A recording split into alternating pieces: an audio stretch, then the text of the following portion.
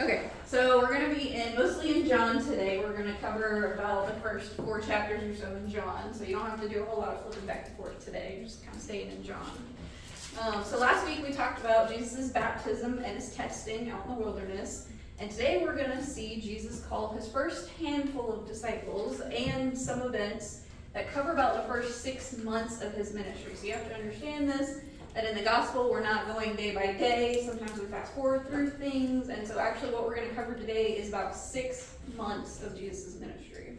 Okay? I promise I'm not going to keep you here for 6 months, but so from this point that we have after Jesus' testing up until Palm Sunday, we actually have 4 different accounts of those events. So sometimes we're going to have a little trouble with chronological events because some things overlap, some things we're not 100% sure of, some things actually we are not sure if it happened once or twice because Jesus likes to repeat himself, but you have to understand that about a rabbi. They basically had like one sermon that they preached. Okay, so it's not like today where you show up every Sunday and you expect Pastor Chris to say something different every Sunday. Like Jesus, because he was traveling around, he was like took one message with him. So sometimes it's a little difficult to figure out where he is. But we're going to do our best. We're going to cover the next events chronologically. Okay? So we're going to start in John chapter 1, and we're going to talk about the second half of John chapter 1. We covered the first half, and we're talking about the chronologies and the genealogies and things like that. So now this is the second half of John chapter 1. And so verse 29 says, "The next day he," being John the Baptist, "saw Jesus coming toward him and said, 'Behold the Lamb of God who takes away the sin of the world.'" Okay? So by most estimations, this is taking place after Jesus is baptized and after his testing in the wilderness, and he goes back to where John is baptizing, okay? Now, John, every time he sees Jesus approach at this point, he says this testimony, okay? So you're going to read that. If you read through the rest of the verses, John says that multiple times. So every time he sees his relative, this is what he says: "Behold the Lamb of God," okay? Now, what he doesn't say is, "Behold the great example," or "Behold the great teacher," okay? He is proclaiming Jesus as the lamb sacrifice. Now, remember, John is the son of a priest, and he is a Levite, so he understands what this means. He's not just saying it. He is pointing to the importance of the sacrificial lamb that Jesus will become, okay? So he is pointing to the one who will take away the sin of the world, okay? All right. So, further down in verse 35, the next day, so the day after that, John was standing with 2 of his disciples. So this tells us that as John is doing his ministry and his baptism, people start to follow John, okay? Now, we're not sure how John feels about that, but apparently he was at least okay with it to allow them to follow him. But at this point, it tells us that he's sitting there with 2 of his disciples, okay? So John sees Jesus approach again, and he says again in verse 36, "Behold the Lamb of God." Okay? As soon as Jesus shows up, he says this out loud. Okay? Now this draws the attention of his followers, and they decide, well, if this is the Lamb of God, then this is who we need to be following. Okay? So 2 of them decide they're going to follow Jesus. So we are going to be introduced to some of Jesus' disciples. So the first guy we meet, his name is Andrew. Okay? And he's the first follower. He is one of these 2 followers of John. Okay? Now, each time we're going to see Andrew in the scripture, he is bringing somebody to Jesus. Okay? So Andrew is already showing he's a really good fisher of men. Okay? Every time we see him, he's bringing somebody to Jesus. Okay? And he brings his brother, Simon. Okay? So he starts following Jesus, and he goes, "My brother's got to meet this guy." Okay, so he goes to his brother Simon, and he says, "Simon, we have found him. We have found Messiah. The guy we've been looking for, this is it." And Simon has to go see for himself. Okay, so when Simon meets Jesus, Jesus decides to change his name, which is very odd because we don't see that of him doing that to anybody else, but we see him doing that to Simon. And he calls him Cephas. Right? And then in your translations, it'll say, "or Peter." Now, Simon is his Hebrew name. Okay? Cephas is in the Aramaic meaning a stone, and Peter is just the Greek word that means stone. okay? So these two words are interchangeable because they're the same word, same meaning, just different languages, okay? So Simon, his name means to hear, or to listen, to obey, and Jesus changes it to a rock. So how would you like that? Right. Jesus, if you showed up to Jesus, you know, you get saved one day and God just tells you, no, you're not that anymore, I'm going to change your name, and I'm going to give you a different name. So this is what you're going to go by. So as we see Simon, he's going to be called Simon Peter, he's going to be called Cephas sometimes. It's all the same guy, okay? Same guy. All right, so he is Andrew's brother, and so he starts following it. Now, we're not told who the other disciple of John the Baptist is, but we can infer that it is John the writer, John the gospel writer, because he talks about himself and never gives his name. Okay, throughout the whole rest of the gospel, he talks about this disciple and never gives his name, so he's talking about himself. So we're going to call him John the writer to distinguish him between John the baptizer. Okay, so we have John the writer. Now, this guy is very young. Okay, we're probably teenage age when he starts following John the baptizer and Jesus. So he's young, guys. Okay, young guy. All right. And then the next day, as the story continues on, Jesus decides to go to Galilee. Okay, so it's a little bit further north than the Jordan River, and he finds a guy named Philip. Okay. So this is his fourth disciple that he calls, okay? He finds a guy named Philip, and he asks him to follow him. So Philip agrees, and Philip is from the same town as Simon and Andrew, Bethsaida, okay? So they are well acquainted with each other, they know each other, okay? So when Philip meets Jesus, he decides he's going to go tell his friend, okay? Just like Andrew did to Simon, he's going to go find his friend Nathaniel. Okay? And he's going to tell him, Nathaniel, we found him. We found the Messiah, right? Because they're the ones looking, right? Even though Jesus is the one that came to them, even though Jesus is the one that called them, right? They found him. So they find Messiah, and he says, it's this guy, Jesus from Nazareth. And Nathaniel goes, I don't believe you. There is no way that this guy from Nazareth is the Messiah. Because there was a prejudice at the time that nothing good can come from Nazareth, okay? The men there were considered very weak, very backwater, okay? Think of the Hicks people, you know, that was what Nazareth was to them. Like, nothing good's gonna come out of that, okay? So he doesn't believe it. He's like, there's no way this guy can be Messiah. And Philip says, come and see for yourself, okay? You come, you meet him, and you tell me.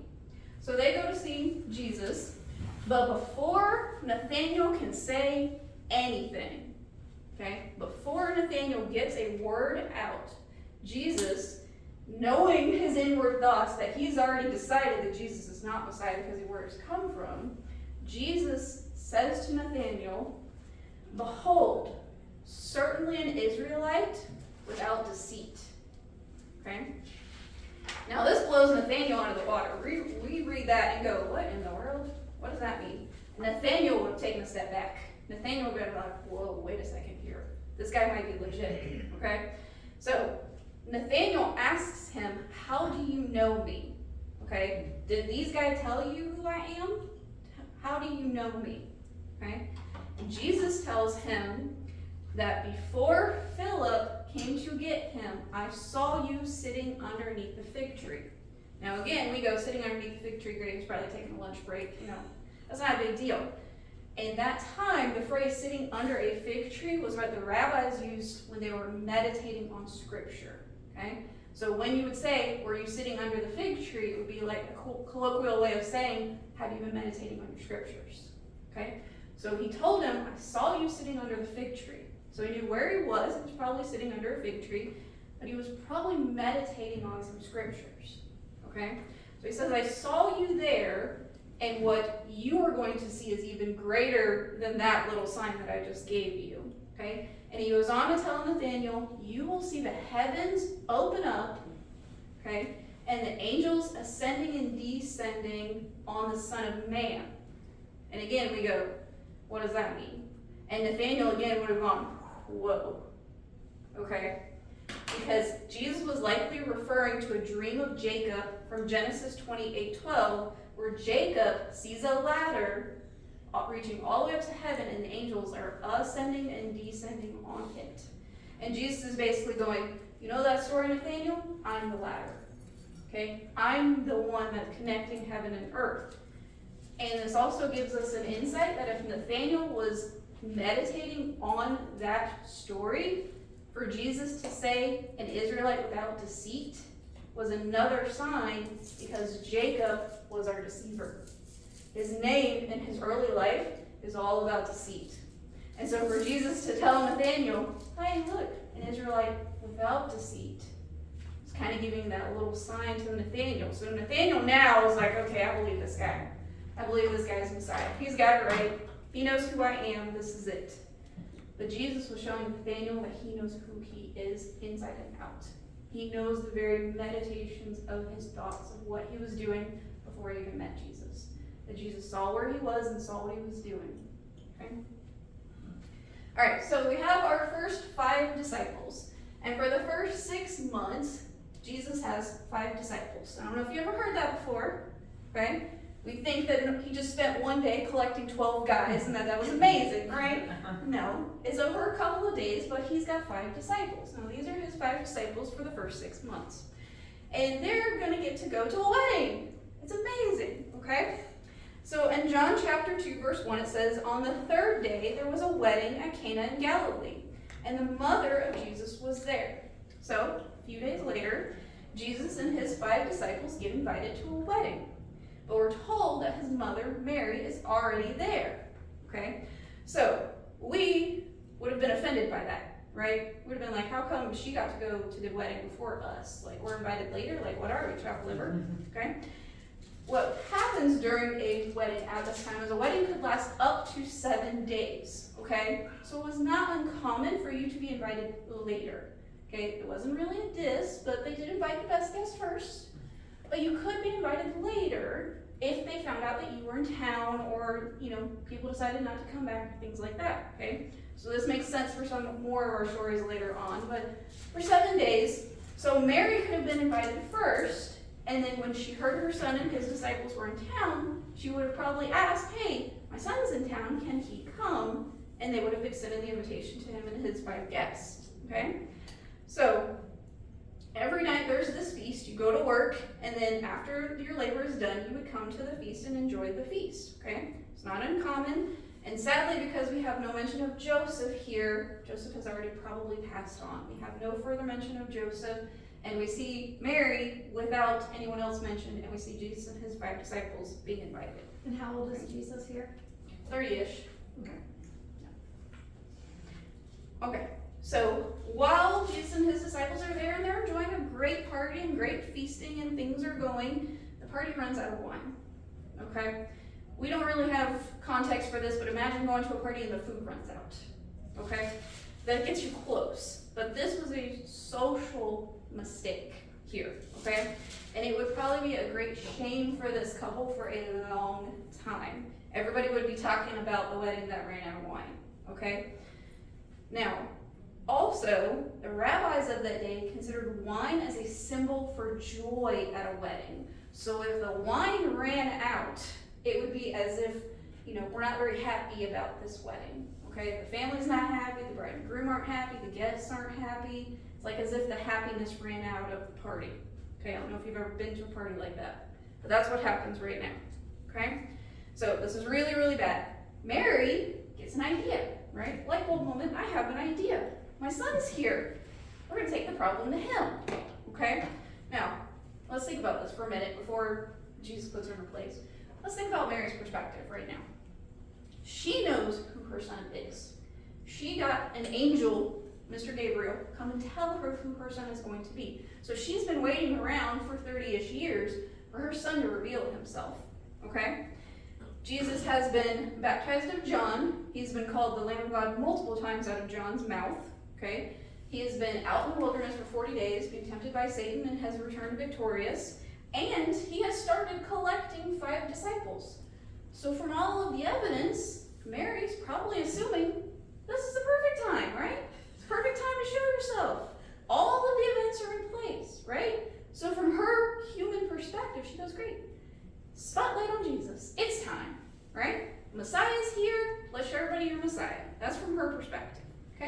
So in her mind, time's right. Everything's perfect. But Jesus answers her with, "Woman, what does this have to do with me?" Okay? Now, it's not a disrespectful term. It sounds like it. It sounds like it in English. It's not a disrespectful term. We actually can't translate the word. The closest we can get here in the South is ma'am. Okay? Ma'am, what does this have to do with me? Okay? That's what he said. So it's not disrespectful, but you see the shift in their relationship. He doesn't call her mother. Okay? So if Joseph is no longer with us, Jesus being the oldest son, he is now the patriarch of the family. And so that was probably a verbal way of him representing that. And while she is still his mother, he is now the patriarch. So he's responsible for everything. Okay? So he says, "Ma'am, what does this have to do with me?" Okay? And Mary says to the servants, "Do whatever he says." She doesn't answer him. Okay? She says, "It's time. Do whatever he says." Okay? So we have very few quotes out of Mary's mouth, and this is one of them. And she is not pointing to herself, she is pointing to her son. He's going to fix this. He's going to do something. Obey him.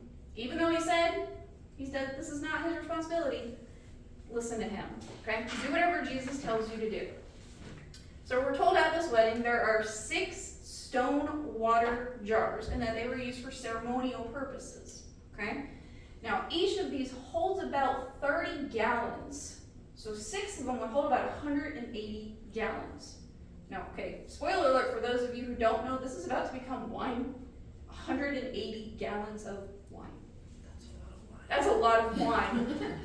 Okay? He could have just filled up one. He fills up 6 of them. Okay?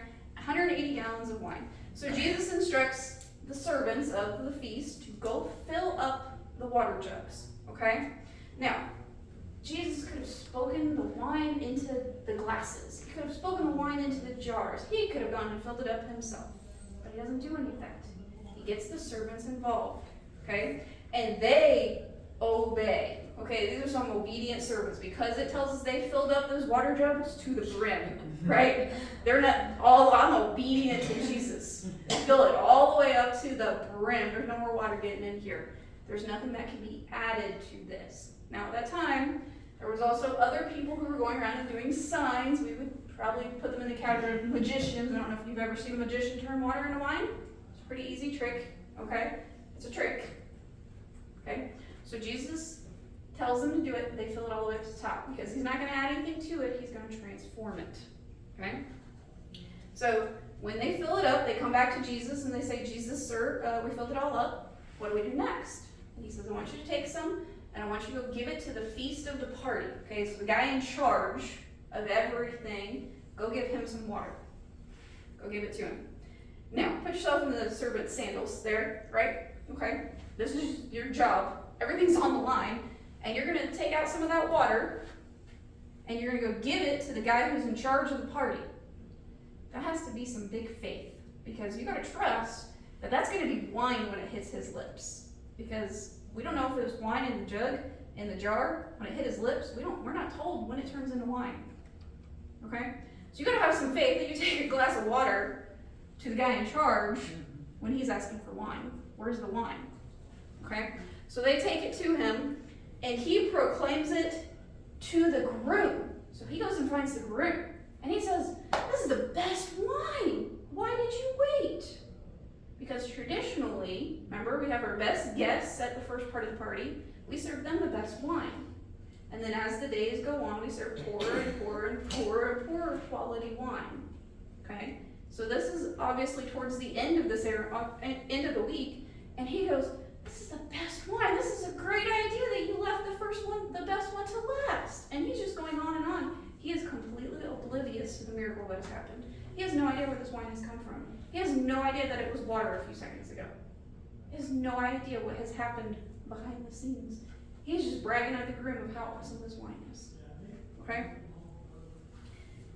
So, we need to take our God lens, remember from John, we have our God lens of Jesus, and we're going to hold it over the story for a second, because when you do that, you start to realize that the story mimics creation in a lot of ways. Jesus only spoke and everything happened, okay? He created from the waters, in Genesis it starts with the waters first, over the whole earth, okay? And God spoke. We see something being created that if you took it and put it underneath of a microscope would have age. Wine fermented required time, yet it was water just a couple of seconds ago. That is what happened with creation. When God spoke it and trees came up and everything came up, there was time involved in that. Inherently already in it a second later. But if we were to cut down that tree and count the rings, we would say it's thousands of years old, right? So he's mimicking creation here. And the wine was proclaimed as good. And what did God say about his creation? It's good. It's the best. Okay? So we see a lot of this mimicking here that John is doing, pointing out the story that's mimicking creation and mimicking Jesus as the God in this story. Okay? As God in this story. Alright. So after this event, after the miracle happens, Jesus decides he's going to Capernaum, which is a little town nearby. And it tells us that he takes along, in verse 12 of chapter 2, and after this he went down to Capernaum with his mother, so Mary, his brothers, and his disciples. So it's differentiating here between his brothers and disciples, and they stay there for a few days. So it seems to be that because Jesus is the patriarch, okay, he's taking his siblings along for the ride, and they seem to be on board with this. Now we'll find out later they're not really on board with this, okay? But it seems at the beginning they're on board with this, and they go with him to Capernaum. Now Jesus, as the patriarch, could have just said, hey fellas, let's go, and they went, okay? Now this word also gives an open enough connotation that it could be brothers and sisters. This could be his whole family. His nuclear family is coming with him. We don't know how many, we don't know how many went with him, we don't know all of that. But his family and his disciples all go to Capernaum for a few days. Alright, so the next event that we're going to talk about is Jesus cleanses the temple. Now this is one of those events that we're not sure if it happens once or twice. It's kind of difficult to place chronologically, and we're not sure if it happens twice. Our best guess is that this actually happens twice. Okay, and John records this first one, and the other gospel writers record a second one. And we're going to see why right after this event. Okay, so verse 13 of chapter 12 says, the Passover of the Jews was at hand, and Jesus went up to Jerusalem. Okay, so they're all in Capernaum, they're hanging out in Capernaum for a few days, and the Passover season comes, and as Jesus does, because it's required of Hebrew men, he goes down to Jerusalem. Passover is one of the 3 feasts that they were required to go to Jerusalem. So he obeys and he goes and he takes everybody with him. Come on, let's get in the caravan and let's go. Okay, go to Jerusalem.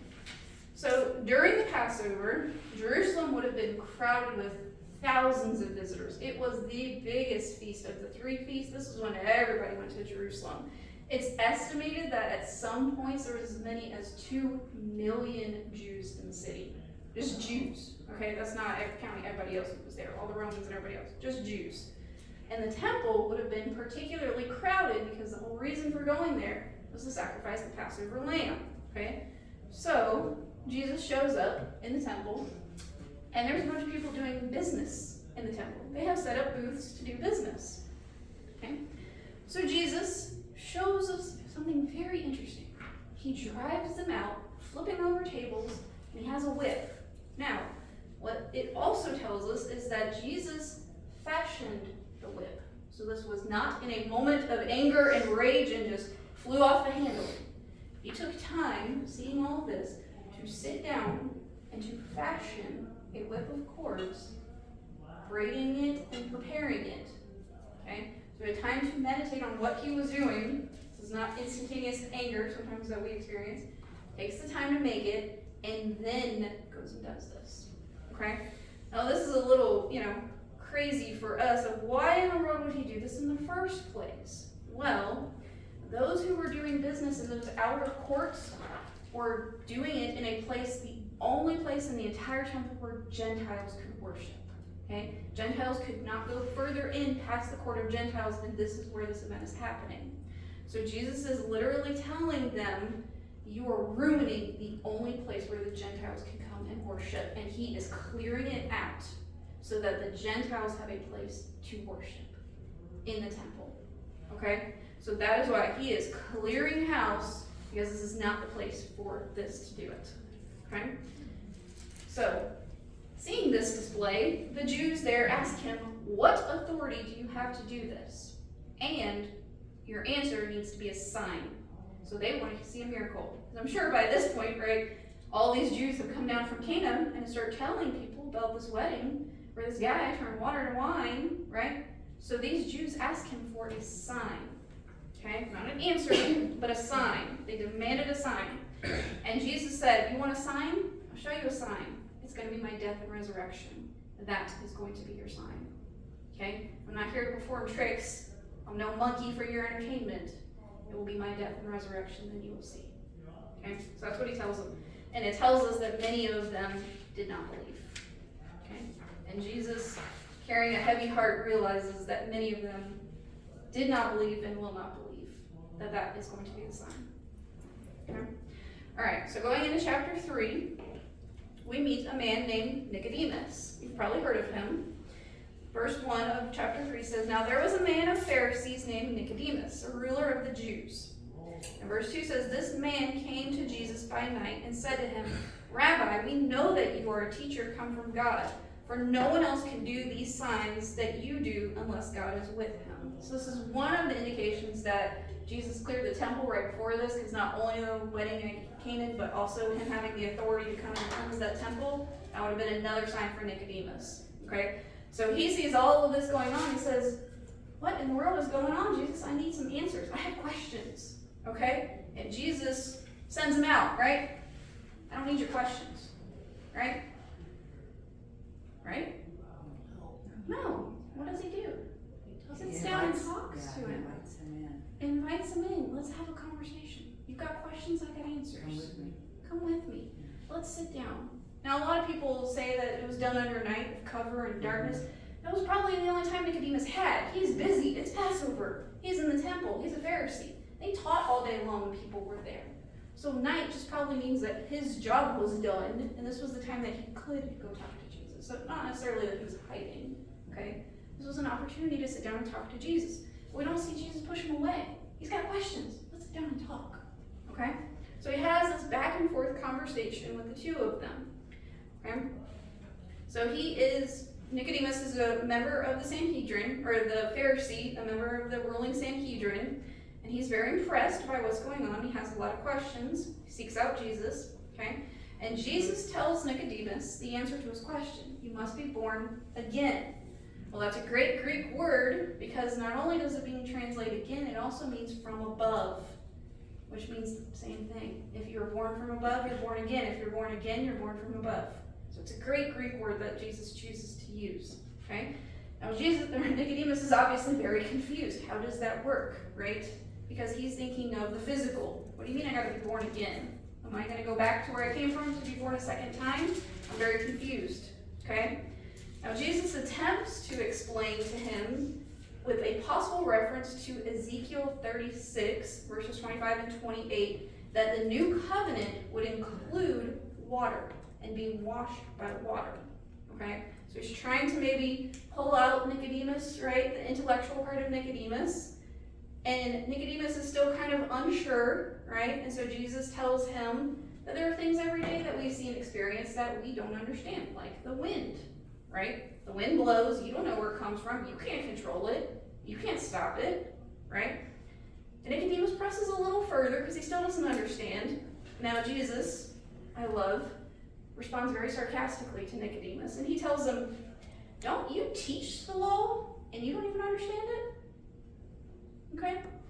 You know your Torah backwards and forwards. That's a joke because Hebrew's written from right to left. And you can't understand what your own teaching. Okay? So Jesus says, all right, let's go to the Old Testament. I'll give you an example. Numbers 21. You know about the serpent who was raised in the wilderness to heal those who had the fiery serpent bites. I'm it. I'm him. I'm the thing that's going to get raised in order to heal. Okay? And he gives him the most famous verse that we have, John 3:16. Okay? The most gracious, inconceivable gift given. Eternal life for anyone who would believe. And yet, there are inherent consequences in that decision. For anyone who rejects the gift, they condemn themselves. Okay? So, this conversation happens and Nicodemus walks away and meditates on what's happening and what's going on. Okay? So Jesus, after the Passover, decides we're done in Jerusalem, and he goes back out to where John is baptizing. Okay? So Jesus and his disciples are on one side of the river. So we have this river, right? So Jesus and his disciples are on one side, and John is either on the exact opposite side or they're a little further down. But there's basically like two groups kind of forming down here by this river. Okay? So Jesus has his disciples baptizing, but what we're told in chapter 4, verse 2 is that Jesus is not the one physically baptizing. It's basically in his authority, his name, but his disciples, these 5 guys, are the ones doing it. Okay? But John, the baptizer, is still out here baptizing people, still preparing people for calling them, Messiah's here, come get ready for Messiah. He's here. Okay? So this is happening, and we have this Jew who comes up and has a question. I have a question of John about what you're doing. He goes to John and his group, and he says, why are you doing this? Right? We probably would have had the same question. John, why are you doing this? But being a Jew, he would understand that this was a Gentile ceremony going on. But John's not just baptizing Gentiles. He's baptizing Jews too. Okay? So this Jew probably had a question. He doesn't get his question answered. He digs at John. He goes, John, Jesus and his guys, they're baptizing, further down the river, and they're drawing a bigger crowd than you are. Right? So he comes with a question, but he digs at John. He says, John, do you see that? They're taking your thunder, dude. They're getting a bigger crowd over there. What's with that, John? Right? And John, the baptizer, being John, the baptizer, he answers and he says, I'm just the best man at a wedding. I'm not the groom. I don't care. The spotlight doesn't need to be on me. Right? I'm just the one pointing. I'm just going, here you go. This is the guy. This is my job. Okay? And he also paraphrases John 3:16 in verse 36, affirming what Jesus said is true. He's it. He's it, guy. I'm not it. He's it. So, of course, he's going to have a bigger following. I hope he does. He's already taken 2 of my disciples. Right? Okay? That's John. Always pointing back to Jesus. Okay? All right. So, in chapter 4, verses 1 through 3, we read, Now when Jesus learned that the Pharisees had heard that Jesus was making and baptizing more disciples than John, although Jesus himself did not baptize, but only his disciples, he left Judea and departed again for Galilee. Okay? So it tells us there that Jesus was not the one physically baptizing, that his disciples were. But he hears that the Pharisees are knowing that he's gaining a following, that he's getting the audience from John. Okay? And in Luke 3, verses 19 through 20, so Luke 3, verses 19 through 20, say, But Herod the Tetrarch, who had been reproved by him, being John the Baptizer, for Herodias, his brother's wife, and for all the evil things that Herod had done, added this to them, that he locked up John in prison. It's John the Baptizer. Okay, so this Herod is not Herod the not-so-great, the guy that we've been learning about. This is his son, Herod Antipas. Okay? Now, his relationship with this woman, Herodias, is very complicated and very, very sinful. She is his niece by his half-brother, okay, so his half-brother's daughter, and is his sister-in-law by his other half-brother who married her. And then he seduces her away from her husband and marries her. So she is his wife, niece, and sister-in-law. Wow, that's yeah. Uh-huh. Yeah. Very, very, keep it in the family, right? Okay. Right, yeah. So this, and much more, gets John the Baptizer riled up, okay? He repeatedly tells Herod this is not the right thing to do. He is warning him time and time again, this is a sin, don't do this, okay? Well, this is the final straw that breaks John's back, okay? And he just goes on an all-out war against Herod. He tells everybody, he is very vocal about what is going on, okay? Now, of course, Herod, we know who his dad is, we know the temper that runs in their family. He's not going to let this crazy guy out in the wilderness talk bad about him and get people to turn from him, okay? So he arrests John and throws him in prison, okay? Now, we have a famous quote from the historian Josephus. Now, what you have to know is that when we talk about Josephus is not a Christian, okay? He is a Jew who is just historically documenting what he sees. And he lives in the time of Jesus, in the temple destruction and things like this. So he's writing down things that he sees. And this is what he says of why Herod arrests John. He says that Herod feared at least the great influence that John had over the people might put it in his power, in John's power, to an inclination to rise a rebellion. For they, meaning the people, seemed ready to do anything he said. Okay? So Herod got nervous. Okay? And John was going to raise a rebellion against him because the people seemed ready to do whatever John was telling them to do. Okay? So our John the Baptizer gets arrested, and Matthew and Mark, and if you want those references, we have Matthew 4:12 and Mark 1:14. Matthew and Mark tell us that Jesus hears about his relative who gets arrested, and he decides to return to Galilee. So he goes further north into Galilee. Now, we know this because Jesus is seeing what's going on, and he's getting a bigger following here than even John had amassed, okay? He knows that that's going to be it's going to rile up the local politicians, Pharisees, Sadducees, all those guys, and it's going to get the attention of Herod and the royalty, and it's not his time yet, okay? So he returns back to Galilee. All right, so continuing on in John chapter 4, verses 3 and 4. It says, he left Judea and departed again for Galilee. And he had to pass through Samaria. And what a great testimony. What is it getting ready to happen? He has to go through Samaria. Now, he doesn't have to go through Samaria. Okay, there was nothing blocking him from going a different way. He has to go through Samaria. Okay? Now, the road that traveled from down in Jerusalem up to Galilee was through a region called Samaria. And it was the fastest way, easiest way to get there. But it came with complications politically and religiously and culturally. Okay? Jews typically didn't take that route because they would have to go through the land of Samaria. Okay? Now, when the Assyrians conquered the northern kingdom of Israel in 722 BC, they exiled almost all of the Jewish population. They left the poorest of the poor behind. 136 years later, when the Babylonians come in, they do the same thing. They take all of the best people and they leave the poorest of the poor, okay, in a very small population.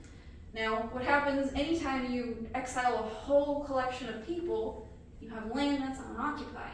And so people are going to start filtering into that land from other regions. This is what happened for several years. And so the people who were left behind without hope, without any way to take care of themselves, they didn't have an army, right? They didn't have anybody to take care of them. They intermarried with these people who came in.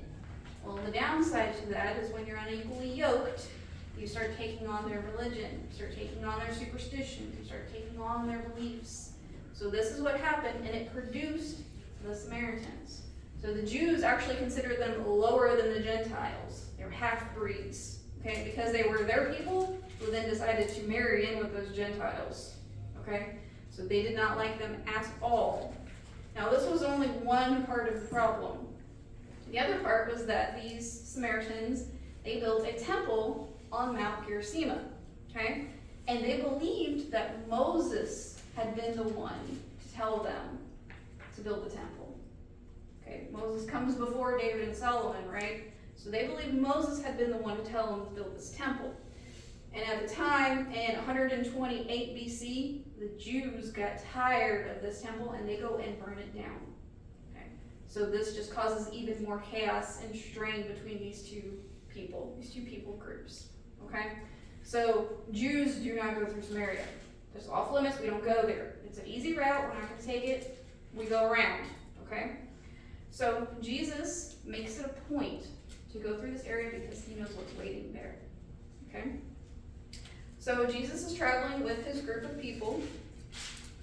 And John is very careful to show us that although Jesus is God, remember that's the lens that we're looking through of this gospel, he's also not superhuman. He gets tired, he gets thirsty, he gets hungry.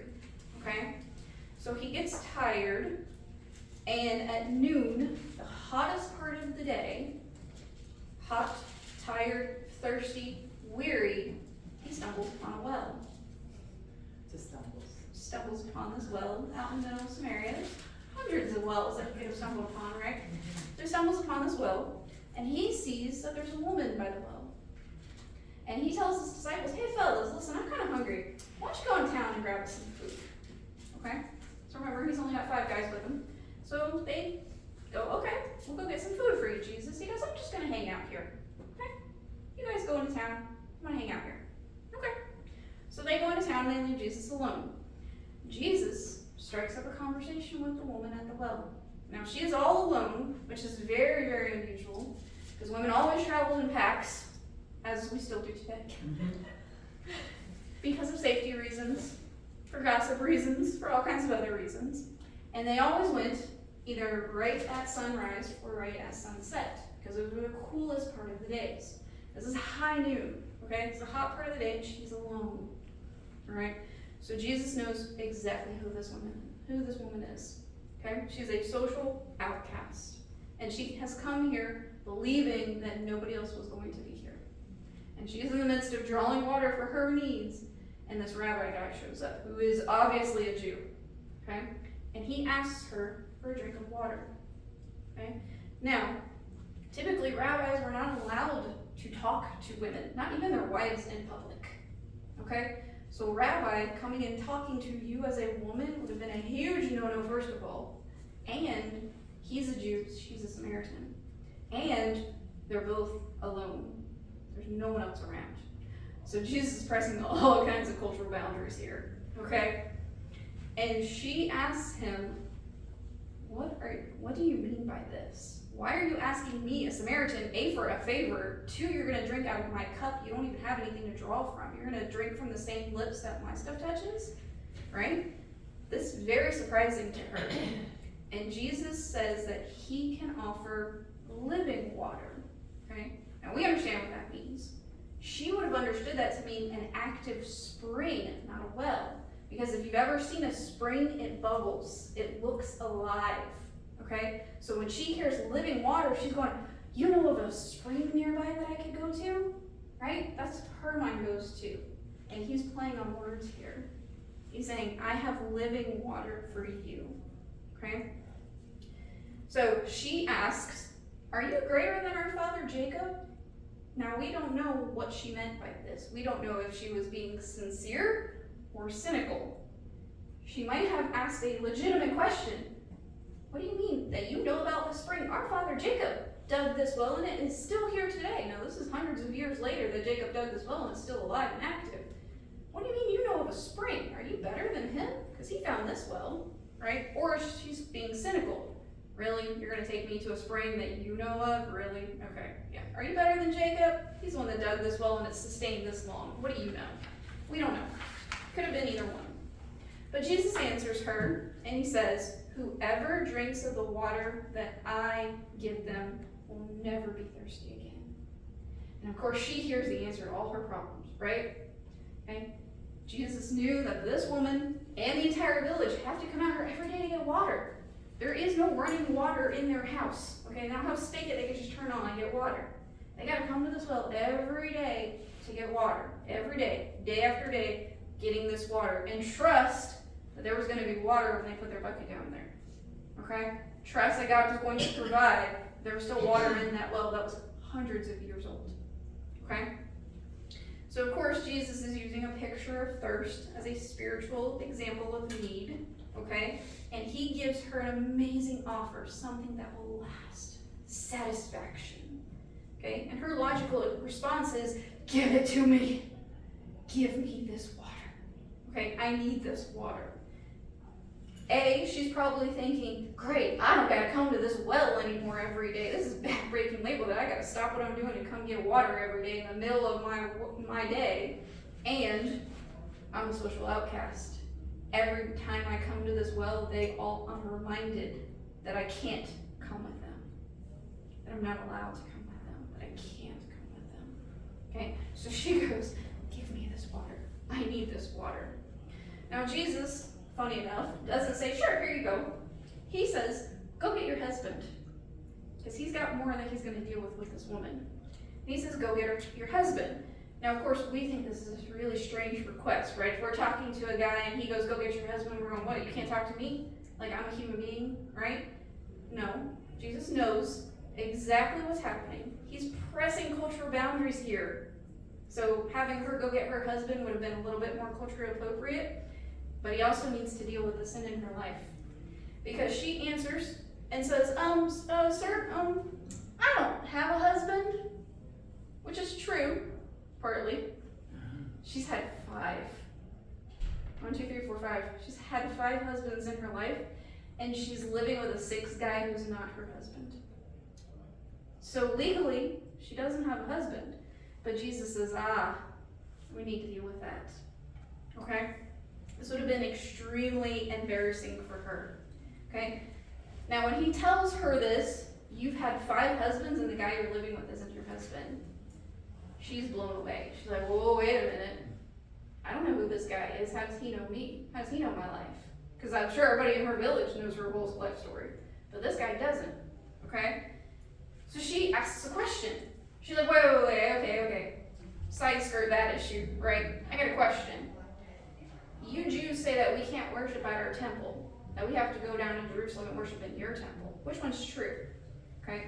So she may have been skirting around the issue, and she may have also seen, wait a second, this guy knows what he's talking about.